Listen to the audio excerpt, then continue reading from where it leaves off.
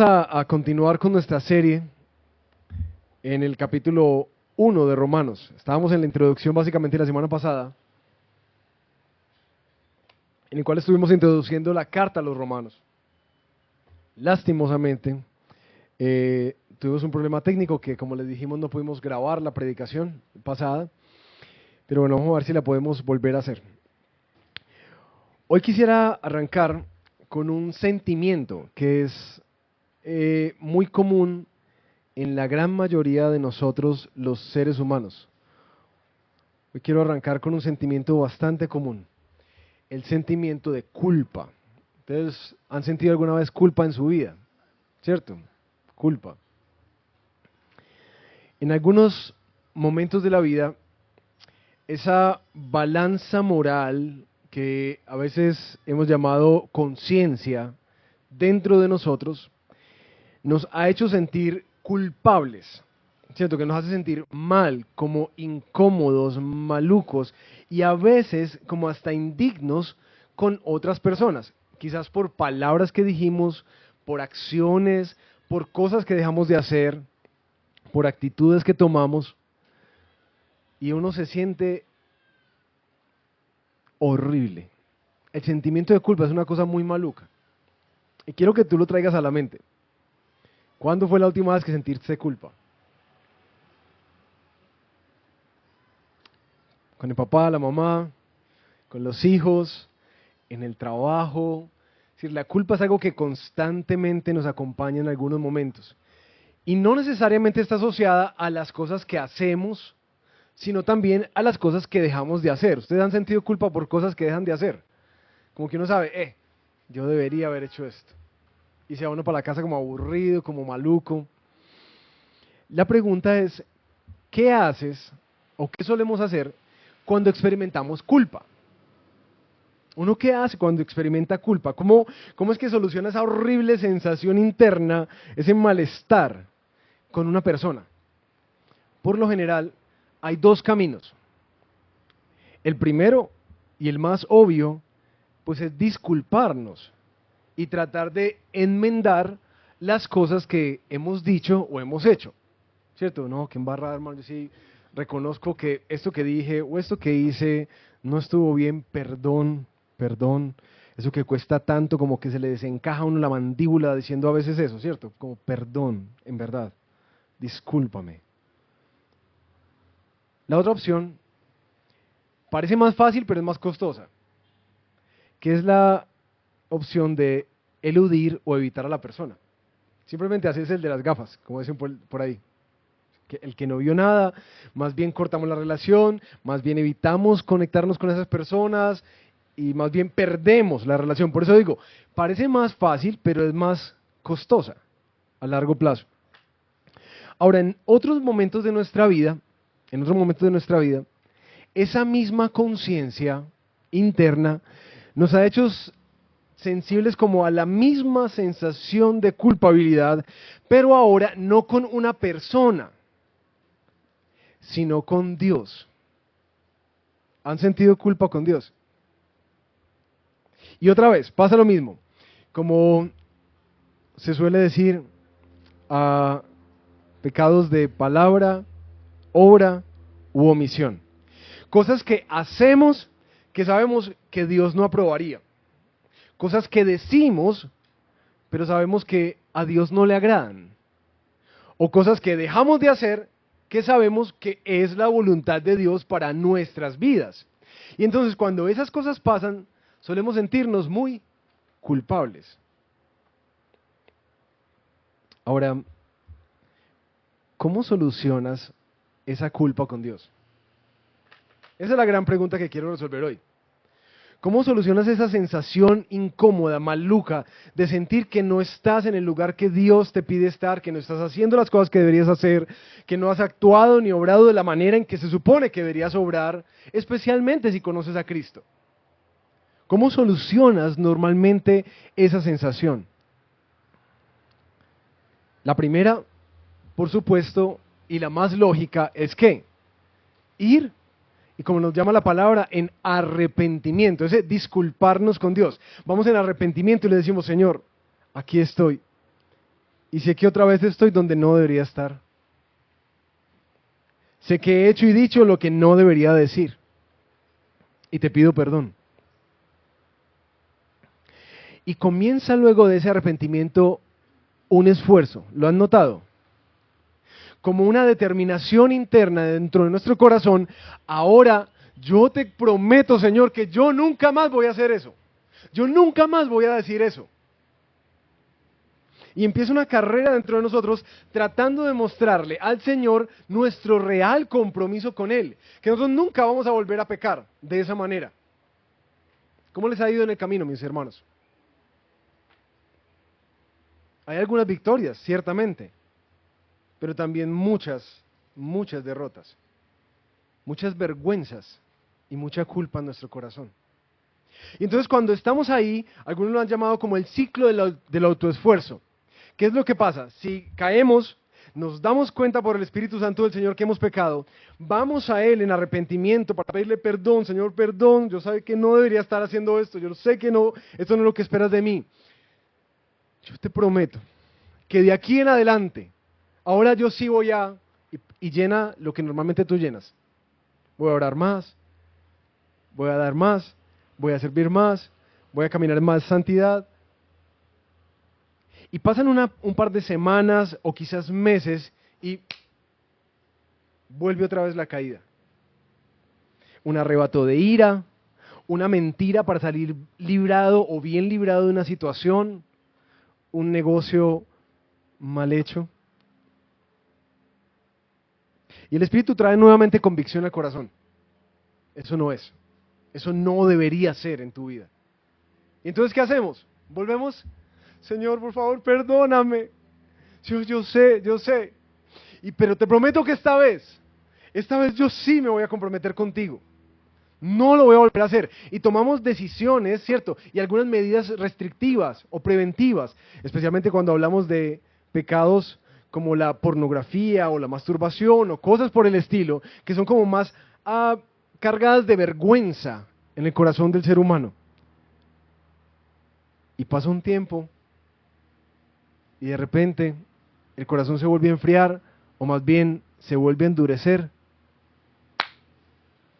y vuelve otra vez la caída.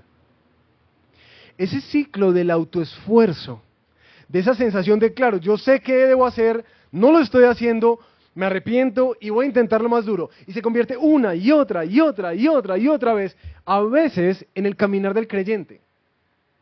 ¿Qué pasa en el largo plazo? Al final, tú puedes tomar un camino de una profunda frustración, porque a lo largo del tiempo te estás dando cuenta que tú no eres capaz de vivir como Dios anhela que vivas. Que en tus fuerzas es imposible agradar al Señor. Que eso que tratas de enmendar y solucionar y arreglar muchas veces escapa de tu capacidad. Así que empiezas como Lutero nos narra la historia, a sentir como cierto odio por Dios. El mismo que amas, el mismo que aborreces. ¿Por qué me pides algo que yo no puedo hacer? Y esa frustración muchas veces nos lleva a la segunda forma en que solemos a veces solucionar las cosas, cuando sentimos culpa. Y es a eludir a Dios. Entonces más bien voy dando pasos hacia atrás, y haciéndome el de las gafas con el Señor. Más distante, más apático, más lejano. Y en últimas, como me decía alguien, yo no puedo ser cristiano, porque yo no puedo vivir la vida que Dios me está pidiendo que viva. Yo no soy capaz de hacerlo.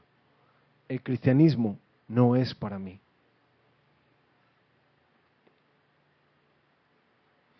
A esa persona, como les digo a ustedes hoy, si tú te has sentido así en algún momento de tu caminar con Cristo, que no eres capaz, que no eres suficiente, que no le das la talla a Dios, que lo que tú haces está por mucho lejos, lejos de su capacidad de perdonarte.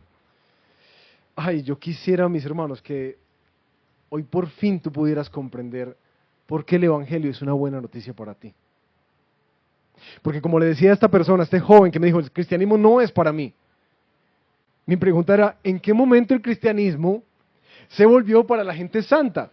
No decía en el Evangelio que Él vino a salvar lo que se había perdido. No nos dijo que Él venía por justos, por pecadores y no por justos, por los enfermos y no por los sanos. Entonces, ¿en qué momento nuestra fe se volvió un tratar de demostrarle a Dios que sí valemos la pena, que sí somos capaces? El Evangelio se licuó.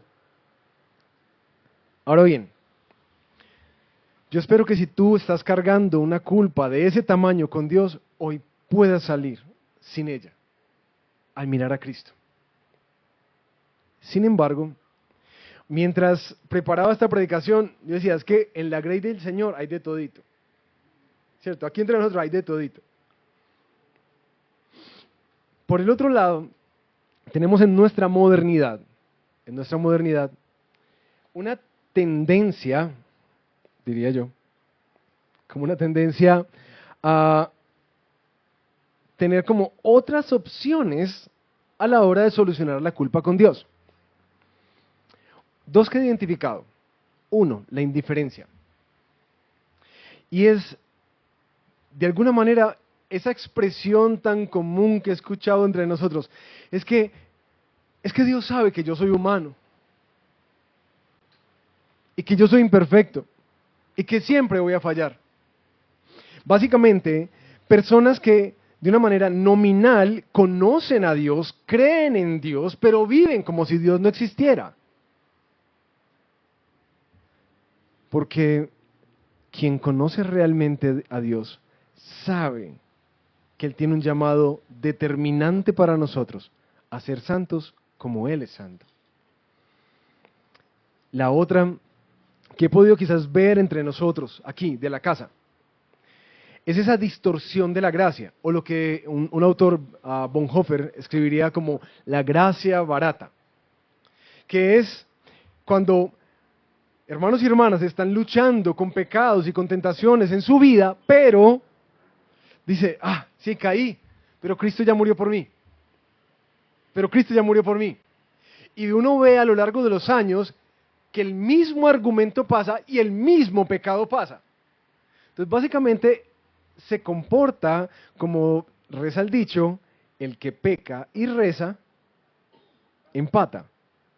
No hay transformación, no hay vida, pero hay un entendimiento de, claro, yo conozco a Dios y yo conozco lo que Él hizo en la cruz por mí, yo conozco el Evangelio, pero no está experimentando ni su poder ni su transformación.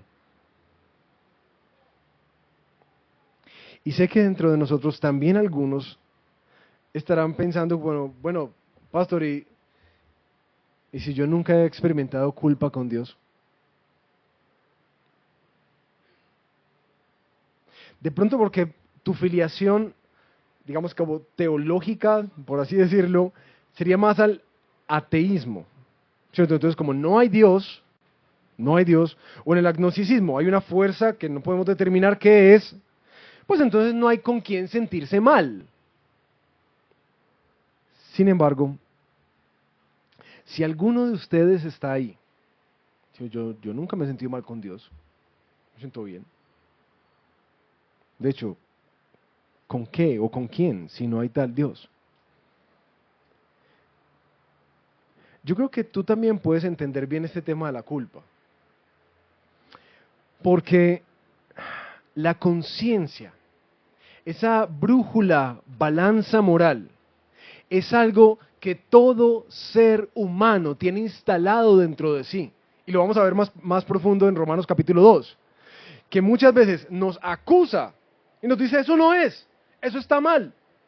Y otras nos excusa, y eso está bien. Y eso es algo que Dios instaló en ti, creas en Él o no creas en Él.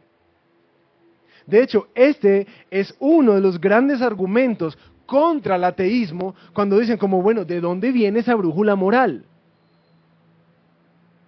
Esa conciencia que muchas veces te acusa y que te pone en palabras o pensamientos que esto como que no es y te hace sentir mal. Tú entiendes muy bien que es esa culpa dentro de ti. Eso que, por cierto, hay que entender como de dónde vino.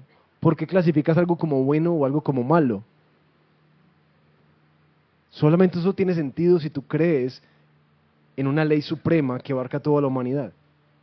Pero bueno, eso es otro tema. Ahora, cuando tienes esa sensación, yo no sé si tú te has dado cuenta que tú sientes que tienes que hacer algo. Cuando te sientes mal. Y no solamente por una persona, como que te sientes mal, como indignado, como sucio, como que tengo que hacer algo. Y muchas veces es que aparece la filantropía como una respuesta. Entonces voy a ayudar, voy a hacer, voy a dar, para tratar de compensar dentro de mí esa sensación que me hace sentir que yo soy malo o que he hecho mal. Así que creo que tú también puedes identificarte, aun si eres ateo o agnóstico, con esta idea de cómo lidia el ser humano con la culpa. Nuestro texto básicamente es como un abrebocas de todo lo que será la gran disertación teológica, todo el argumento y la enseñanza del apóstol Pablo en su carta, resumido en una pequeña píldora que han dicho, así como dice, si tú entiendes el libro de Romanos, puedes entender toda la Biblia. Algunos han mencionado, si tú entiendes este pasaje de Romanos, entonces entiendes el punto de todo el cristianismo. Esto es. Es tan sencillo que cabe en 2 versículos. Y es tan amplio que se va a tomar 16 capítulos. Tan sencillo y tan amplio. Así que quisiera hoy, mis hermanos, que oráramos. Que el Señor nos diera la gracia para, sea donde sea que tú estés, abrumado por la culpa y frustrado tratando de merecer delante de Dios. O si tú estás en la indiferencia del nominalismo en el cual tú llevas años caminando con Jesús, pero ves que tu vida no produce frutos ni cambia. O si tú apenas estás acercándote y viniste a la iglesia porque alguien te invitó, pero tú realmente no crees mucho en ese tema de Dios. Espero que la palabra sea propicia para ti. Y oremos que juntos podamos entender por qué es tan importante este gran tema del día de hoy, de cómo es que Dios gratuita y libremente nos trae su paz a través de la justificación por la fe en Cristo Jesús. Padre, queremos darte gracias por tu palabra esta mañana, por darnos la gracia de tenerla para que traiga luz a nuestros ojos, claridad a nuestras conciencias, esperanza a nuestra vida. Yo me siento, Señor, como tan limitado para poder exponer algo tan enorme, de tanto impacto, con tanto poder como el Evangelio.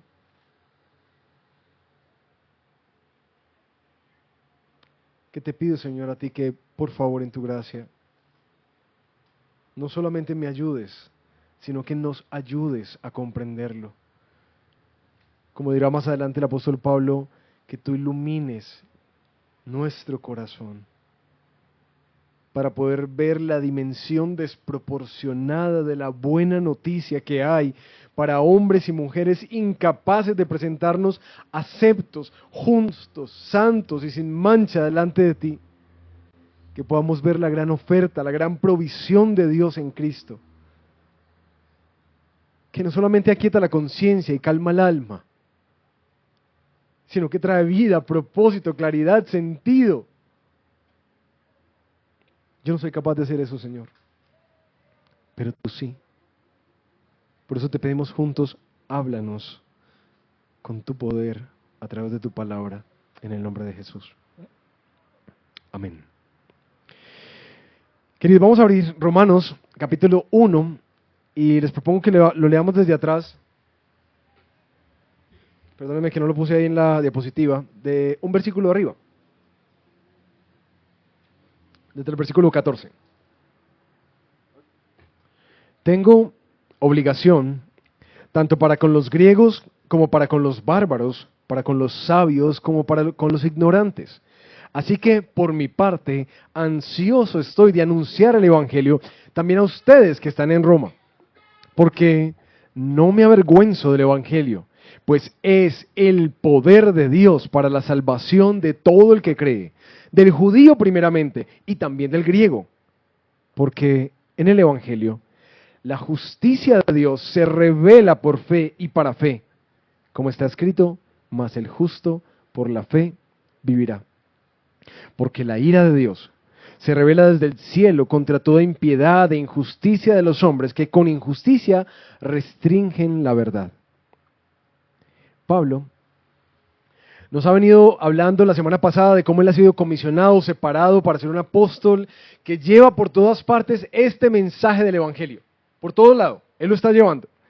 La buena noticia que nos dice en el versículo 3, ¿de qué se trata? El mensaje acerca de su Hijo. La buena noticia de Dios que Pablo comunica es una persona, es Jesús. Y lo que Dios está haciendo a través de él en el mundo. Pablo siente esta obligación de predicar esto a todo lugar, toda raza, todo estrato, toda cultura, toda posición. Esta buena noticia es para todo el mundo. ¿Listo? Eso es lo que aclara en el principio. Ahora, Pablo en nuestro texto de hoy, en el versículo 16, arranca con una gran y poderosa declaración. Yo no me avergüenzo del Evangelio.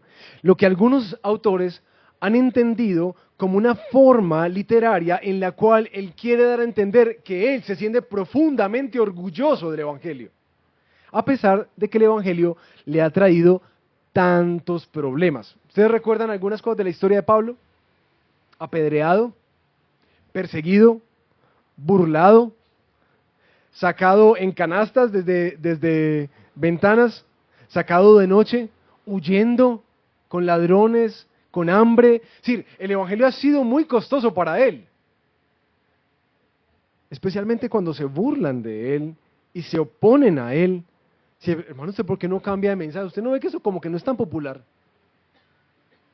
Él dice, yo no me avergüenzo del Evangelio. Esto, de hecho, es un motivo de orgullo para mí, de gloria, el predicar la buena noticia. Lo curioso es que ese versículo 15 dice que él está muy ansioso de anunciarles estas buenas noticias de que hay salvación para todos los pecadores a través de Cristo Jesús, también a los que están en Roma. ¿Recuerdan que en Roma ya había una iglesia? Y recuerdan que la carta de los romanos, de hecho, es escrita para unos hermanos que se están congregando en Roma. Entonces uno, ¿qué pregunta se hace inmediatamente? ¿Para qué va a predicarle las buenas noticias si ellos ya son cristianos? ¿Sí? Si tú nos visitas por primera vez, déjame decirte algo que quizás para la mayoría de nosotros es algo claro, y es que esta buena noticia de que hay perdón y reconciliación en Cristo es una buena noticia que uno abraza por la fe al arrepentirse de vivir una vida lejos de Dios y al creer en ella. De hecho, eso es lo que nos hace hijos de Dios, nos da entrada. Entonces, si ellos ya lo entienden, ¿para qué está Pablo ansioso de ir a contárselos? ¿Cuál sería el sentido?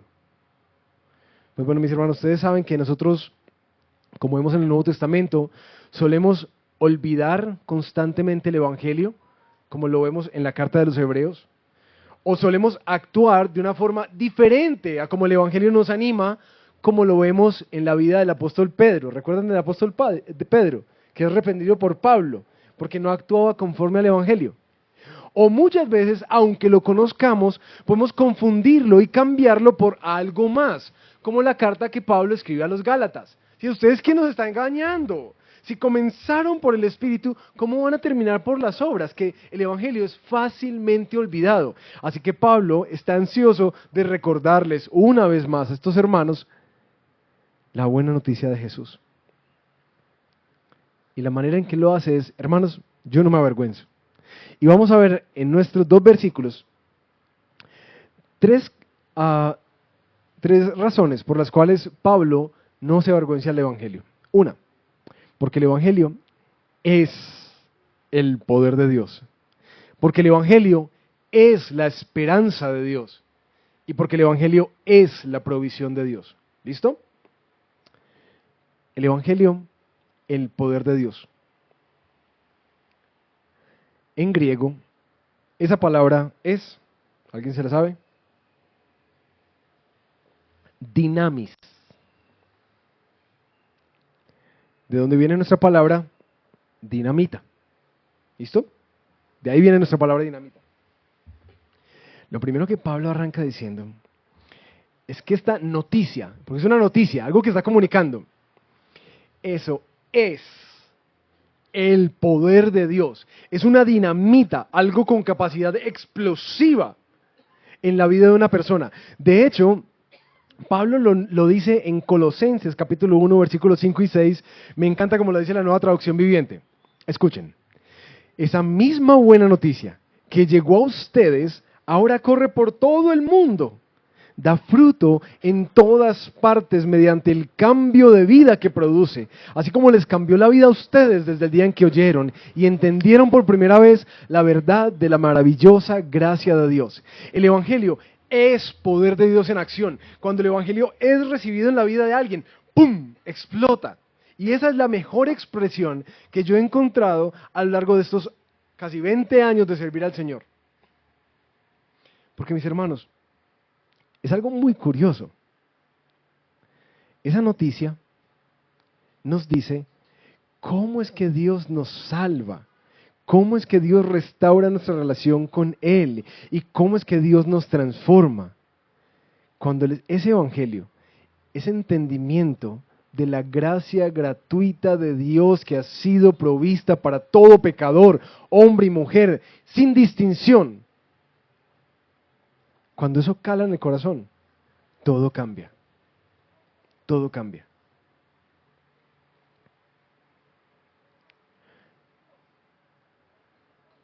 Cambia la manera en que te empiezas a relacionar con Dios. Cuando tú entiendes la gracia que te ha sido otorgada gratuitamente en Cristo, cambia la manera en que tú lidias con los problemas interpersonales. Cambia.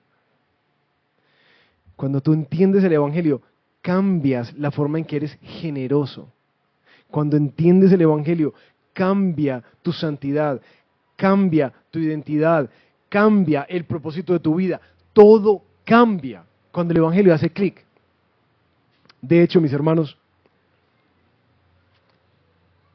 yo creo que aunque alguien me predicó y me dijo, busca a Jesús, no me dijo para qué, yo estaba muy fregado en ese momento de mi vida, a mis 15 años, y una tía me dice, busque a Dios, que le ayude. Pues yo empecé a buscar a Dios y busqué a alguien que fuera a una iglesia y le dije, hey, llévame. Y bueno, heme aquí. Yo estaba buscando a Dios, estábamos quebrados, mi familia se estaba quebrando, un montón de problemas, y yo busqué a Dios, pues eso fue lo que hice. Pero créanme que me tardé 10 años en poder afirmar como que entendí el Evangelio. 10 años. Eso no es motivo de ningún orgullo, ni quiero que ninguno de ustedes siga mi ejemplo. ¿Sí? Si es que, bueno, entonces tranquilo. No, eso no es motivo de orgullo. Sino que donde me crié y la manera en que me crié, de alguna forma, estas verdades que son el corazón del cristianismo, de alguna manera estaban como mezcladas con otros elementos que yo no pude entender en mi momento. Pero 10 años después, cuando este pequeño fariseo, seminarista, de esos orgullosos, pues porque uno ya sabe un montón de griego y hebreo y no sé qué, ahora yo no recuerdo nada de eso, que me sentía como caminando como un metro por encima de todo el mundo, más santo, más piadoso, más siervo, más generoso. Por la gracia del Señor, el Espíritu Santo de Dios empieza a traer convicción de mi gran pecado a mi vida. Cuando eso pasa, esa sensación de culpa fue horrible. Y lloraba, porque yo intentaba, porque lo que Dios acusó de mí no era lo que hacía, sino que no lo amaba. Yo decía, no, pues yo sí te amo, espérate y verás. Y yo intentaba demostrarle al Señor mi profundo compromiso, mi profundo amor por Él, porque estaba ya en el seminario. Y no podía. Y una y otra vez, el Espíritu mismo me mostraba las maneras en que yo estaba tan lejos de lo que yo quería hacer para Dios. ¿Y saben qué pasó? Bueno, llegó un librito a mis manos, 2 libritos de hecho, uno el Evangelio de los Andrajosos y otro el Dios Pródigo, de Tim Keller, que simplemente afirmaron esto. Pero yo te amo, porque por gracia es que eres salvo a través de la fe. Y esto nunca ha sido de ti, esto ha sido un regalo que a mí me plació darte. Hermanos, lo que me costó a mí abrazar eso, como nos decía un pastor amigo nuestro, Felipe Webb, la doctrina más difícil de entender para el ser humano no es la doctrina de la Trinidad, es la doctrina del amor de Dios libre por un pecador que no se lo merece. Yo no, pero ¿cómo me puede amar? No, eso no es posible. Eso no es posible. Y cuando el Espíritu siguió abriendo el entendimiento para que pudiera entender la gracia que se me estaba otorgando gratuitamente en Cristo, ¡pum! Eso explotó.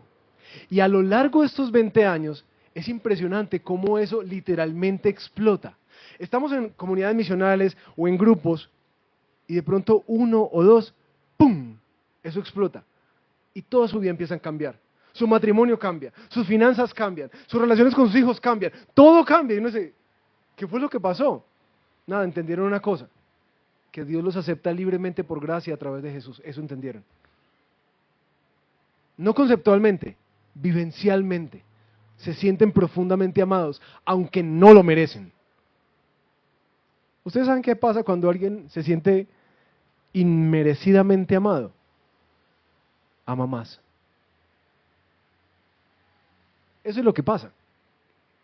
Y entonces, esos que tratábamos de hacer esfuerzos para decirle a Dios que tanto lo amábamos, naturalmente empezamos a amar a Dios. ¿Cómo? Porque Él nos amó primero. Solo por eso. Porque empieza a cambiar la vida, porque anhelamos su santidad, anhelamos ser como Él. Por eso Pablo dice, esto es poder. Cuando el Evangelio entra en la vida, eso es dinamita. Y ¡pum! Estalla. Yo sé que más de uno se está preguntando, ¿será que eso es lo que me pasa? ¿Cierto? Y mis hermanos, yo creo que uno suele muchas veces en la vida olvidar el Evangelio. A mí, después de 10 años atrás, varios hermanos me han tenido que recordar el Evangelio, porque suelo olvidarlo. Pero creo que este tema de ese poder sobrenatural sí es algo por lo cual nosotros deberíamos orar más. Creo que por eso es que Pablo, y te invito a que lo leas en sus cartas, ora tanto por eso. ¿Ustedes recuerdan esta oración en Efesios 1, 17? Pido que el Dios de nuestro Señor Jesucristo, el Padre de gloria, les dé espíritu de sabiduría y de revelación de algo que está escondido, de revelación en un mejor conocimiento de Él. Y mi oración es que los ojos de su corazón les sean abiertos. Pablo está orando por una iglesia en Éfeso. Oro que los ojos de su corazón les sean abiertos para que por fin sepan cuál es la esperanza de su llamamiento, cuáles son las riquezas de la gloria de su herencia en los santos y cuál es la extraordinaria grandeza de su poder para con nosotros los que creemos. Hermanos, ustedes notan que el Evangelio es algo difícil de entender. y que debe ser revelado por Dios. Y que Pablo no hace una distinción, como que no, yo estoy orando por los que no creen. No, está orando por los hermanos. Porque el Evangelio necesita ser revelado por Dios en nuestra vida. Así que mis hermanos, si ustedes de alguna manera se han identificado con algunas de las cosas que yo les he expresado, una de las oraciones que yo recuerdo hacer y sigo haciendo constantemente es esta: Señor, revélame a Cristo, revélalo, para que yo lo pueda ver y para que no se nuble por otras cosas. Ayúdame a comprenderlo, a comprender su gran amor, su poder, tu herencia, Señor, que disipa todo y lo cambia todo. Si tú sientes que estás estancado en tu vida, en tu caminar cristiano, ora por eso.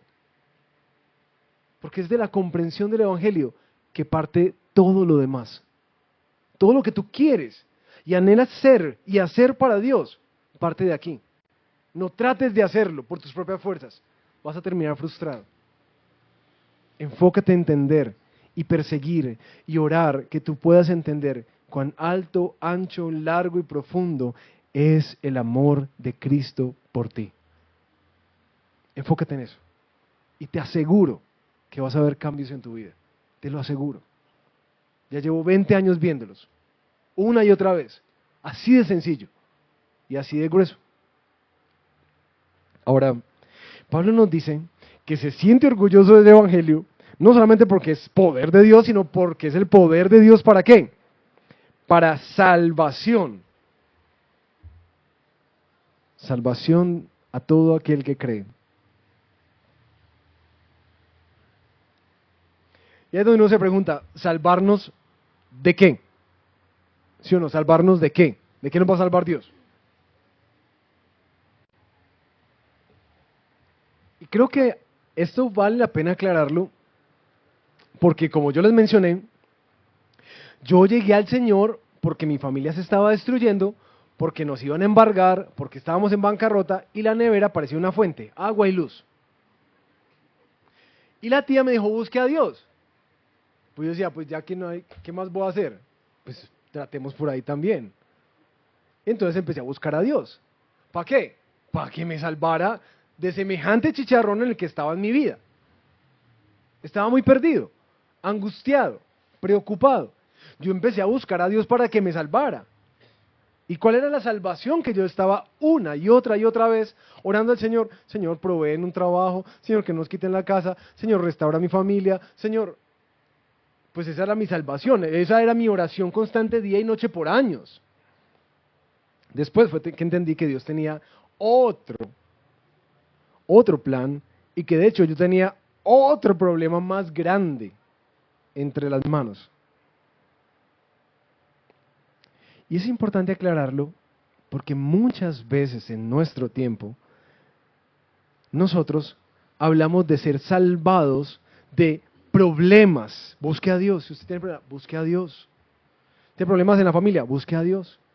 Si usted está solo, sola, busque a Dios y verá. ¿Cierto? Si usted tiene problemas financieros, no tiene trabajo, busque a Dios. Entonces, por eso es que hace tanto eco en nuestra cultura y en nuestro contexto cuando en algunas iglesias se le dice a uno, ven por tu milagro. Ya, uy, si eso es lo que yo necesito, claro, venga, ¿dónde es? ¿Dónde es que se me hace el milagrito? Porque esa es la salvación que yo necesito de Dios. Que me sane, que me provea, que me cambie, que me dé un esposo, que me dé un hijo. Sí, eso es lo que yo necesito de Dios, ¿o no? Mis hermanos, no es algo cultural en nosotros que uno busca a Dios cuando está ¿qué? Mal. Eso es cultural. Y lo más complejo de eso es que nosotros solemos ser también voceros de lo mismo. No, usted tiene, venga, busque a Dios. Busque a Dios, que Él le ayuda. Y la verdad es que Dios ayuda. Dios sana. Dios escucha. Dios provee. Pero eso no es lo principal que Él está haciendo. ¿Sí? Esos son beneficios que por gracia Dios otorga para que de alguna manera el que está lejos de Dios, como lo hemos estado nosotros, empecemos a percatarnos de que hay un Dios y que nos está llamando. ¿Recuerdan el ministerio de Jesús en la tierra? ¿Cómo llamaba todos sus milagros? Señales. ¿Una señal es qué? Algo que apunta, apunta. Así que si tú vienes a Dios como yo llegué por mi milagro, espero, en verdad, que Dios conteste tu oración. En cuanto le honre y en cuanto coopere para su plan, de que tú lo veas a Él, porque ese es el propósito. Él no es un genio de la lámpara, es el creador del universo, que por una y otra y otra y otra circunstancia te está llamando a que vuelvas a Él. Ahora entendamos de qué sí habla Pablo. El versículo 18 nos ayuda a entender qué es eso de que Dios nos quiere salvar, que el Evangelio es el poder de Dios para salvar, pero ¿salvarnos de qué? Versículo 18. Porque la ira de Dios se revela desde el cielo contra toda impiedad e injusticia de los hombres que con injusticia restringen la verdad.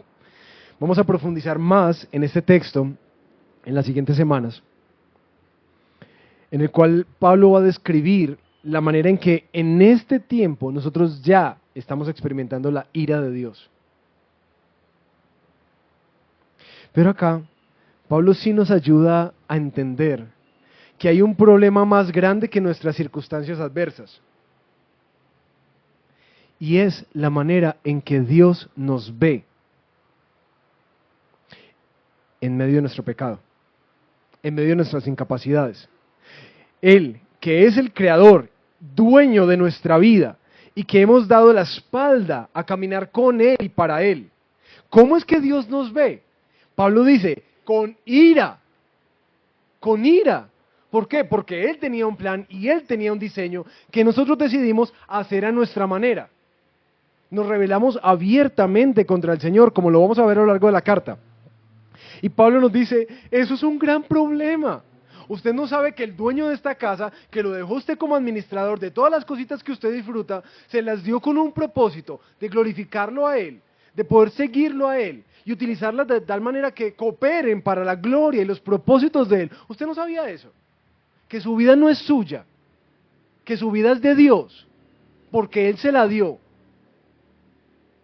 Ay, ¿cómo así? O sea, ¿me van a llamar a cuentas? Sí, eso es lo que Pablo está diciendo. Y yo no sé tú, pero si uno hace un análisis de su propia vida y somos honestos, uno dice, uy, no, pues, Dios, no, pues yo solamente oro cuando necesito algo de Él. Yo no me he percatado de eso, de vivir para Él, de seguirlo a Él, de obedecerlo a Él. No, pues entonces estoy embalado. Si eso es como usted me está diciendo, que Dios me va a venir a juzgar, pues claro, con razón está airado, porque yo he hecho con lo que Él me dio, lo que a mí me ha placido. Eso es lo que Pablo dice, esa es la buena noticia que les tengo, que hay salvación de eso que para muchos de nosotros ni siquiera nos habíamos percatado. Ni siquiera teníamos la idea, la más mínima idea, de que no estábamos bien con Dios, o mejor dicho, que Dios no estaba bien con nosotros.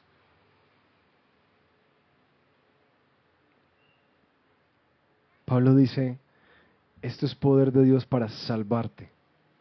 Si tú te estás percatando que estás mal con Dios. Y esto, por eso Pablo dice, esto es un motivo de orgullo, porque entonces es esperanza para todos nosotros, que cuando nos paramos en el espejo nos damos cuenta que no somos lo que deberíamos ser, ni que vivimos como deberíamos vivir. Hay esperanza para los que creen en Él. Esto es muy distinto. Y Pablo pone un segmento aquí, como una línea, ahí bajo, una nota bajo el primer título. Esto requiere fe.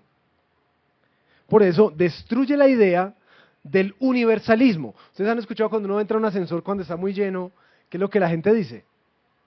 Ah, si todos caemos en el cielo. Así, pero no todos vamos para el cielo. Ay, ¿cómo que no? No, no. Porque la provisión de Dios para el perdón de nuestros pecados es Cristo. Y para poder recibir ese perdón de parte de Dios, tú necesitas abrazarlo por la fe, creer en Él, descansar en Él. Si tú no confías y crees en Cristo, no hay una esperanza para ti. Eso es algo que a veces dentro del cristianismo se da una línea del universalismo, como que no, ya murió y murió por todos, entonces todo el mundo está a salvo. No, no, no, no, no. Aquí nos pone un punto, que hay que creer. ¿Recuerdan lo mismo que Juan 3:16? Para que todo aquel que cree en Él no se pierda, sino que tenga vida eterna. Y esta esperanza, Pablo nos dice que tiene una agenda, que tiene la agenda primero para los judíos, y no me voy a tener mucho ahí porque en Romanos 9 vamos a ahondar, Romanos 11 vamos a ahondar mucho en esto, pero sí, los judíos tienen un lugar especial en el plan de Dios, lo vamos a ver más adelante, pero también es una agenda para todos los griegos. Esta buena noticia es de carácter universal. La última razón del orgullo de Pablo es ¿cuál? Que el Evangelio es la provisión de Dios. Entonces, es el poder de Dios, es la esperanza de Dios para un mundo perdido y es la provisión de Dios para nosotros.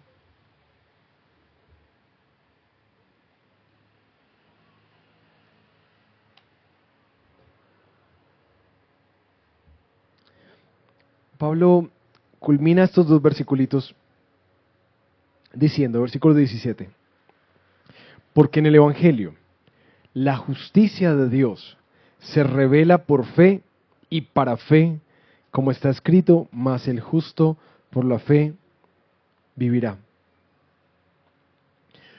Hermano, la verdad es muy difícil como no hacerles un spoiler del resto de la carta, porque toda la carta tiene que ver con esto. Pero voy a tratar de hacer como unas menciones sencillas para no adelantarme en los próximos capítulos. La pregunta es, primero, ¿cómo así que la justicia de Dios? Cuando hablamos de la justicia de Dios, hablamos de una declaración forense, en la cual se declara a alguien que es culpable, exento de su responsabilidad, libre de culpa, sin pecado, sin mancha. Lo que Pablo está diciendo es que la justicia de Dios, la forma en que Dios nos declara justos, es por medio de lo que Él hizo en esa cruz, es por medio del Evangelio y es por medio de la fe. Esa justicia de Dios se hace evidente, es decir, se muestra o se revela para nosotros en Jesús. Pero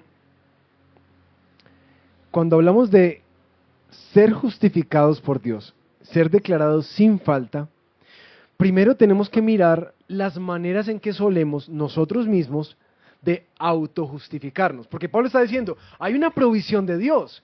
Dios ya proveyó el camino para que tú, que eres pecador como yo, podamos ser declarados sin falta delante de Dios. Eso muchos lo entendemos. Pero creo que una de las grandes dificultades que tenemos a la hora de abrazar el Evangelio son las formas en las que solemos autojustificarnos. ¿Sí?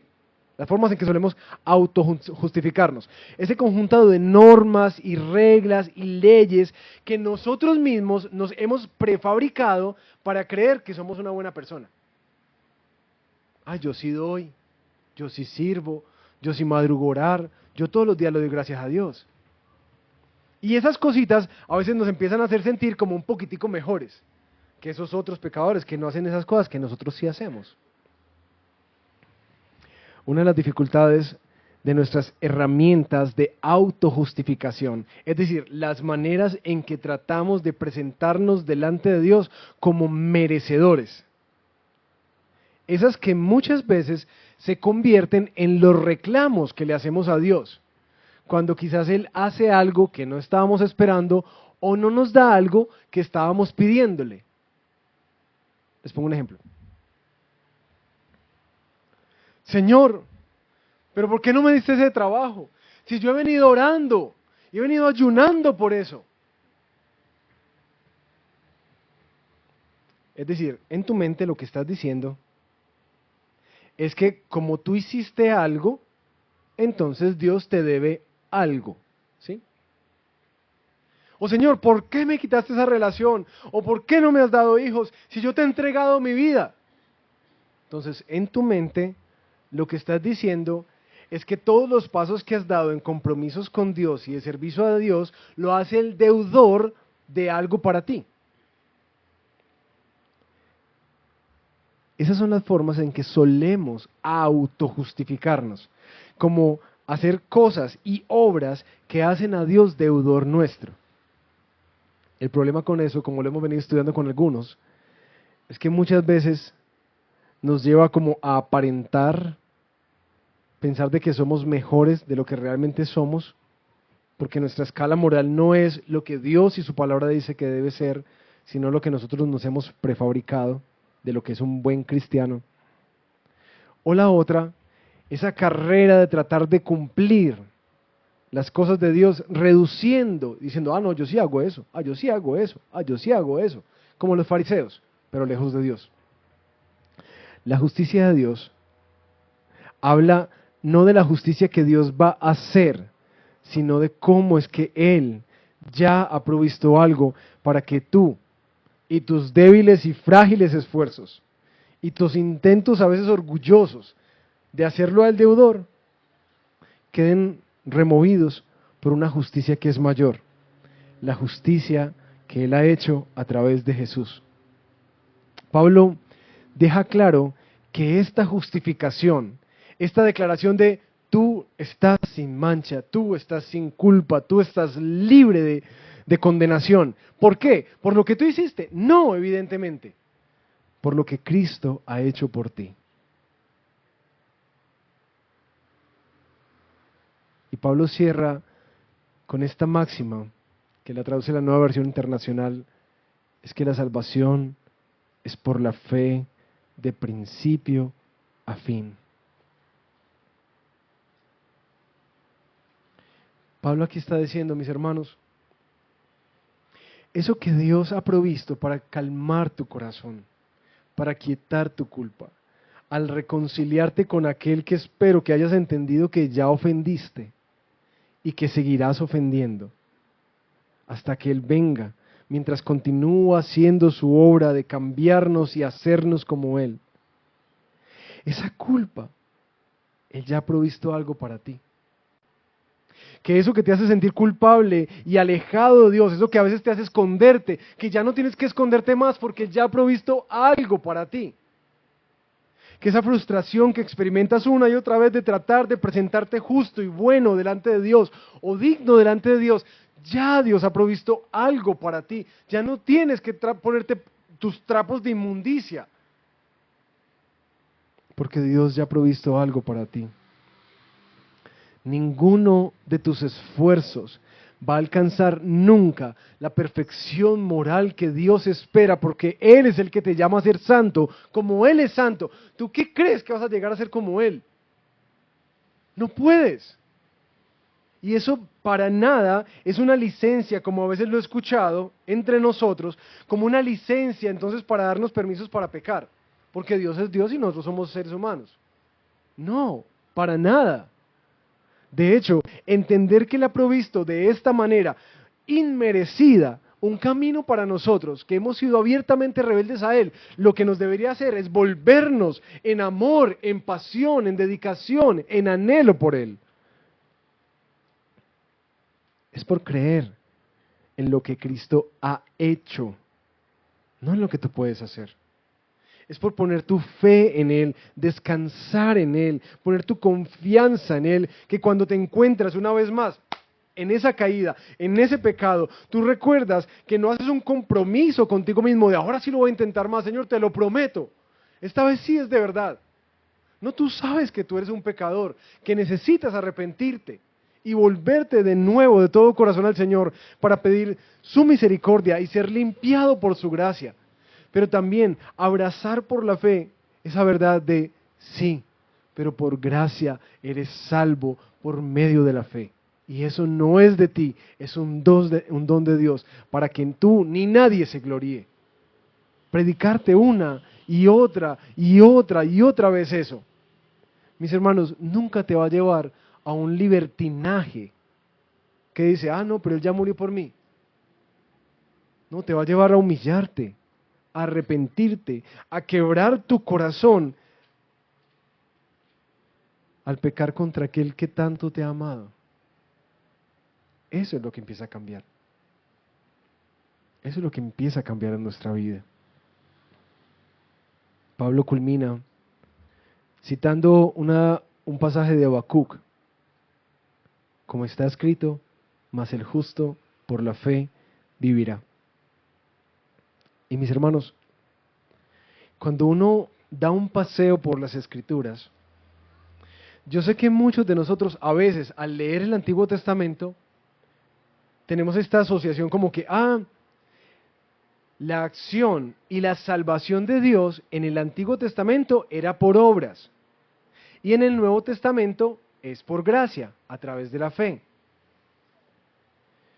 Pero la verdad, si tú miras la historia de Israel y recuerdas el pacto que el pueblo hace con Dios y Dios hace con el pueblo, ¿qué pasaba si alguien pecaba? ¿Recuerdan el pacto en el Sinaí? El que falte al pacto va a morir. Esa era la promesa. ¿Y qué pasa de ahí para allá? ¿El pueblo perece? No, el pueblo continúa. Generación tras generación de idolatría, de excesos, de rebeldía, de incredulidad, sigue y sigue y sigue y sigue ese pueblo pecando. ¿El pueblo pagó por su pecado? No, hubo disciplinas de Dios, pero la fidelidad de Dios a su promesa que dijo, yo lo voy a salvar, fue siempre lo que sostuvo ese pueblo a lo largo de los años hasta el día de hoy. De hecho, en Romanos, Pablo nos va a decir que esa historia continúa y que Dios va en últimas a salvar a Israel. ¿Por qué? ¿Por las obras de Israel?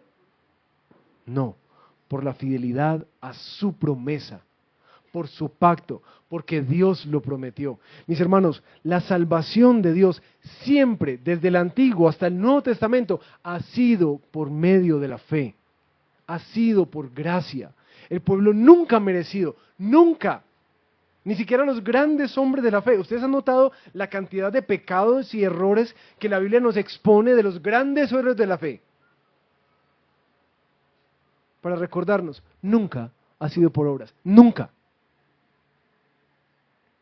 Ha sido por la determinación de Dios para salvar. Es por su fidelidad y por su gran amor que Él persevera en tu vida. No te engañes creyendo lo contrario.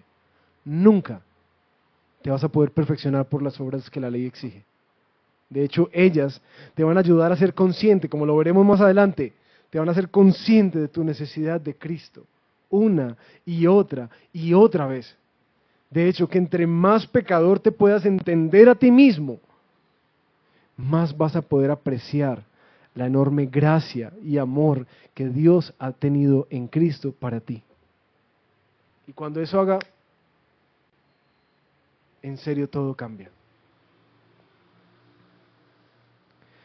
En conclusión, si vemos que el Evangelio es el poder de Dios, es la esperanza de Dios y es la provisión de Dios, mis hermanos, entonces ¿uno qué necesita?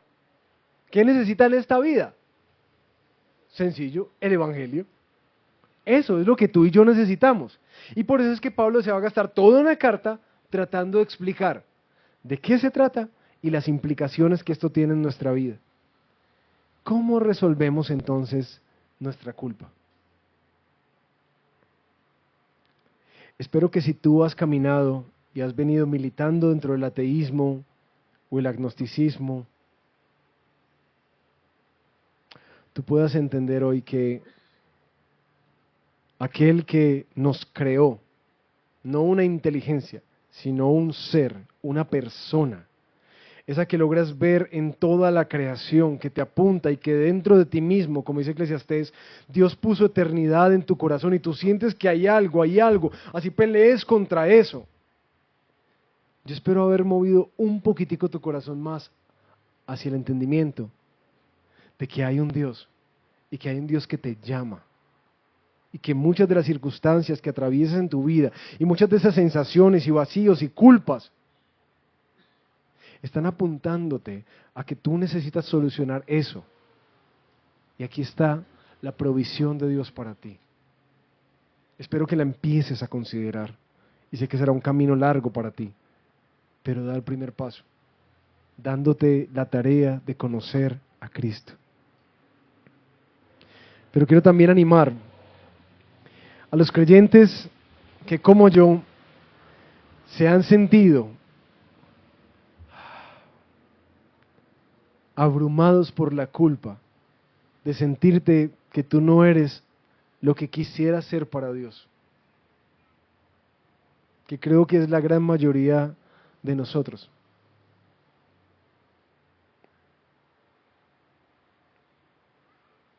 Mis hermanos, si ustedes quieren un cambio en su vida, real,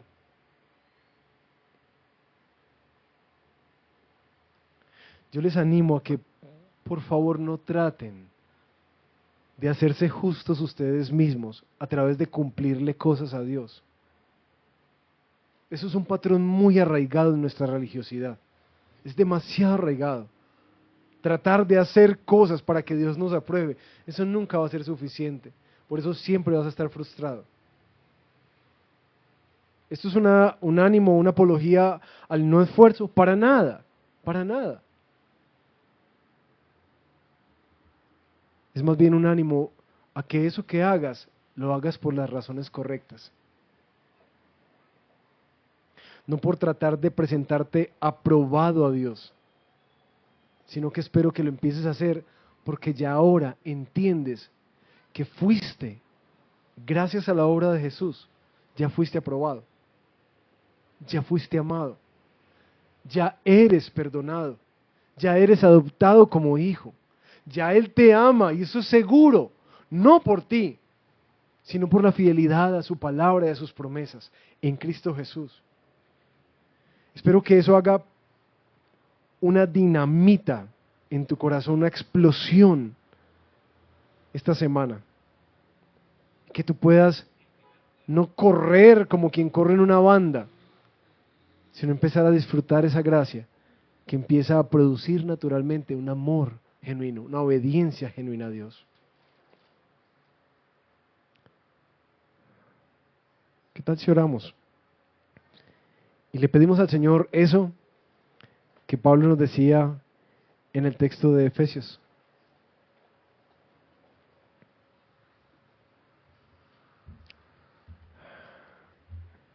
Señor, como oraba Pablo, oramos hoy por nosotros.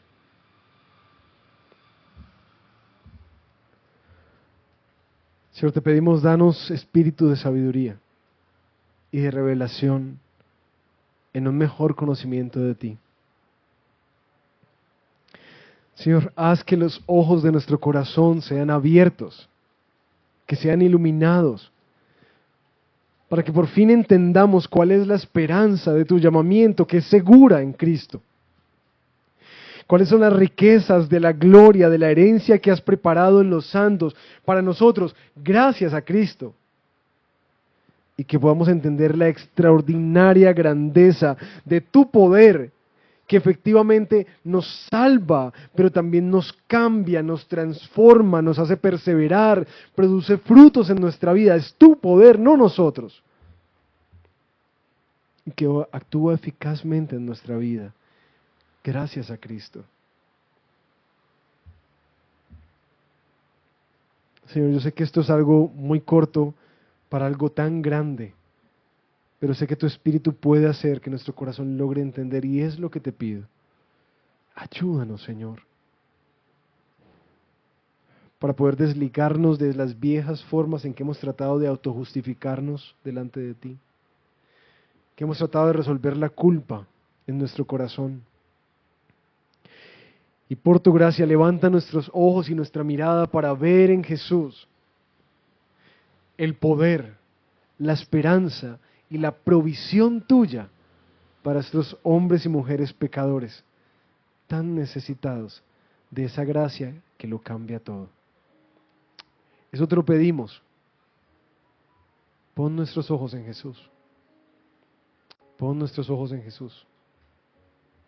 Ponlo, Señor. Amén.